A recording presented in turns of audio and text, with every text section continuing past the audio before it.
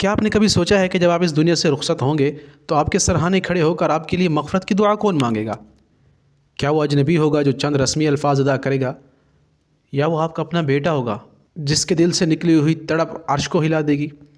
آج ہم نماز جنازہ کی وہ دعا سیکھنے جا رہے ہیں جو ہر مسلمان پر گویا فرض ہے کہ وہ اسے یاد کرے۔ اکارڈنگ ٹو ڈاکٹر اسرار صاحب فرماتے تھے اکثر، اللہ ان کی قبر کو نور سے بھر دے، کہ کتنی محرومی کی بات ہے کہ ایک بیٹا اپنے باپ کا جنازہ خود نہ پڑھا سکے اور ایک باپ اپنی بیٹی کا نکاح خود نہ پڑھا سکے۔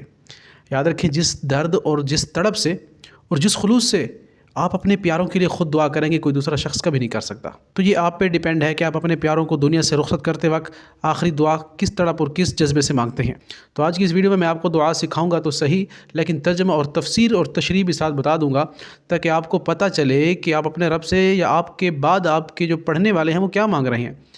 یاد رکھیے گا، یہ آخری تحفہ ہے، اور تحفہ جتنا محبت سے دیا جائے اتنا ہی قیمتی ہوتا ہے۔ چلیں شروع کرتے ہیں۔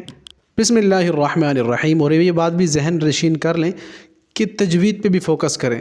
تجوید کے تمام رولوں کے مطابق میں آپ کو پڑھا رہا ہوں، تو تجوید بھی ساتھ ساتھ بہتر کریں۔ اللہم اغفر لحینا و میتنا، یہ پرانی طرز ہے، یہ نہ پڑھیں۔ اللہم اغفر لحینا، ہا نکالنے کی کوشش کریں، ہا حلق سے نکلتا ہے، تو ہا اور ہا، عین، قاف، طا، ان چیزوں میں فرق واضح کریں۔ اردو نہیں ہے، عربی ہے۔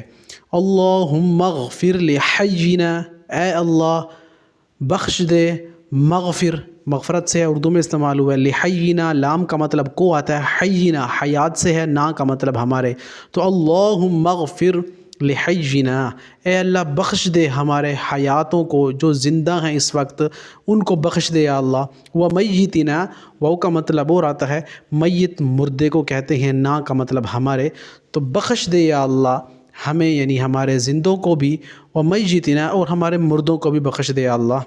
و شاہدنا، اور ہمارے حاضر، شاہد حاضر کو کہتے ہیں، یعنی اس وقت جو موجود ہیں اس دنیا میں یا اللہ، یا جو اس وقت جنازہ پڑھ رہے ہیں، جتنے بھی حاضرین مجلس ہم کہتے ہیں نا، جتنے مخاطب ہوئے، جتنے سامنے ہو، یا پریزنٹ اس وقت جتنے موجود ہوں آپ کے سامنے، تو اسی کے بارے میں کہا جاتا ہے۔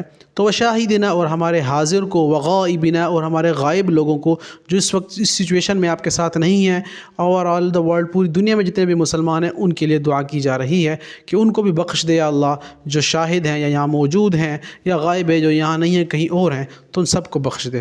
کتنی جامع دعا ہے۔ وصغیرنا، اور ہمارے چھوٹے کو بھی، صغیرنا ہم کہتے ہیں نا چھوٹا، صغیرہ گناہ یعنی چھوٹا گناہ۔ وکبیرنا، اور ہمارے بڑے کو بھی، یعنی چھوٹوں کو بھی بخش یا اللہ، ہمارے بڑوں کو بھی بخش۔ وذکرنا، اور ہمارے مذکر، اردو میں استعمال ہوئے مردوں کو۔ وذکرنا، اور ہمارے ہر مرد کو۔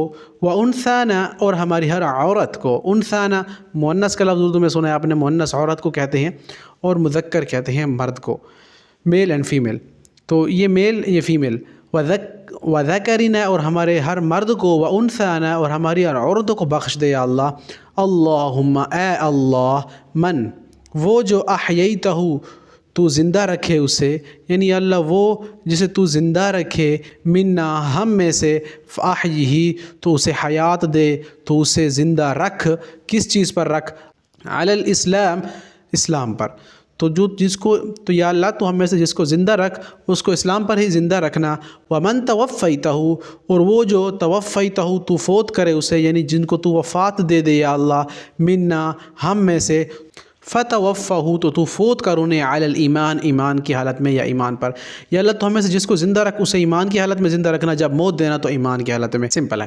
تو اس دعا کو آپ پڑھ سکتے ہیں، نماز جنازہ میں بھی پڑھ سکتے ہیں، باقی کسی کی تعزیت کی لی گئی ہیں آپ یہ دعا وہاں بھی پڑھ سکتے ہیں۔ باقی مسنون دعائیں بہت ساری ہیں، جو رائج ہے، جو چلی آ رہی ہے، جو آسان ہے، تو اس لیے نماز جنازہ میں یہی پڑھی جاتی ہے۔